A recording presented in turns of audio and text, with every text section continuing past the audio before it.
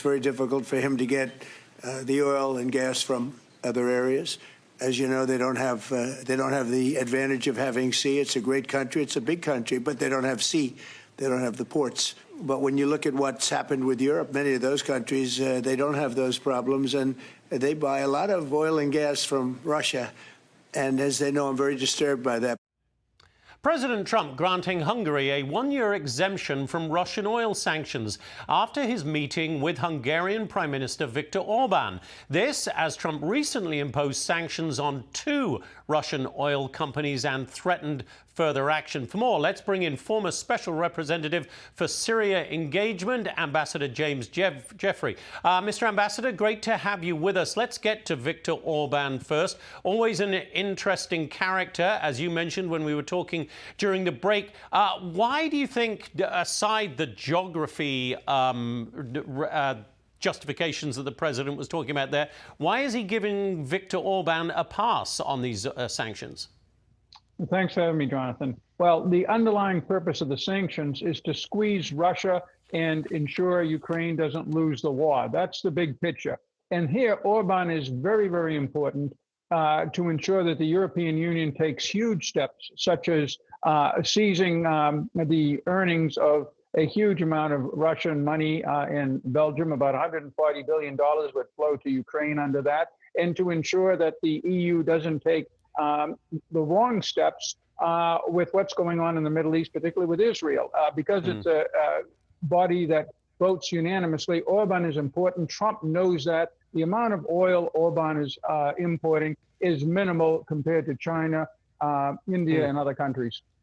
You mentioned the Middle East there, and I want to get to that. There's a really, I think, significant meeting coming up on the president's agenda Monday. The Syrian president, Ahmad al-Sharaa, is coming to the White House. He, of course, as our viewers may know, is a former member of al-Qaeda. He's now running a very important country in the Middle East. How do you think the president handles that meeting, Mr. Ambassador?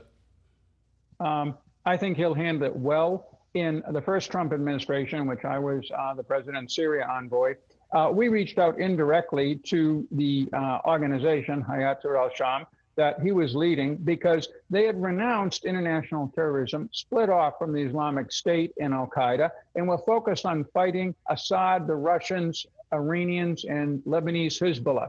And those are our kind of fighters, so we provided indirect economic support to them and worked with other countries to keep them in the fight. They not only stayed in the fight, but they overthrew the government. So now Trump sees Syria, with the Gaza situation at least temporarily stabilized, as the biggest pivot point in the region to lock in the tremendous diplomatic and particularly military successes we, Israel, Arab states, and Turkey together have achieved against Iran over the last 2 years. That's the big game that will be played on Monday.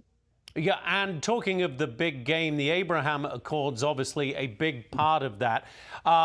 We saw Kazakhstan announced as the latest member of those accords, not a big pivot point, significant nonetheless. But as you mentioned, Syria, a really big pivot point. Is it just a pipe dream to believe that Syria might one day be part of the Abraham Accords? Because that would be absolutely huge, it seems to me. It's not a pipe dream. Right now, with American pressure, Syria and Israel are negotiating to essentially reestablish an agreement that Syria and Israel had back in 1974. And America is very active. We reportedly will be having some military observers to reassure the Israelis. So that's important. To get Syria into the Abraham Accords, it will require, first of all, Saudi Arabia entering the Abraham Accords, but the Crown Prince is coming to Washington, and he'll hear a lot about that from the president. But also, you'll have to resolve certain territorial issues, such as the Golan Heights, one way or the other. But we're moving in the right direction across the board in the Middle East. And with Kazakhstan, it's not just joining the Abraham Accords. Trump with the Caucasus agreements, and now with Central Asia, we just had a summit with them.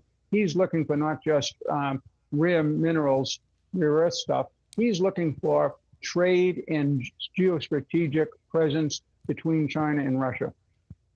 Ambassador James Jeffrey, great to talk to you. Thank you for the education this Saturday, sir. Thank you, Jonathan. I'm Steve Doocy. I'm Brian Kilmeade. And I'm Ainsley Earhart. And click here to subscribe to the Fox News YouTube page to catch our hottest interviews and most compelling analysis.